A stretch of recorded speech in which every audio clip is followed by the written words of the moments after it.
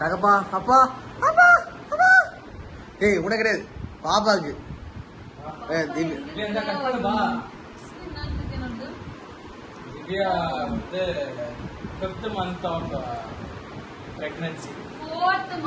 ஆனா அது இன்னைக்கு தான் உங்களுக்கு தெரியுமே. இன்னைக்கு டேட் சொல்லுங்க. டேட் 11/10/2023.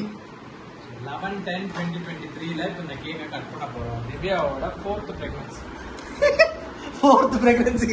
ஓ 4th pregnancy-கா? 4th month pregnancy. வா கட் பண்ண திவ்யா.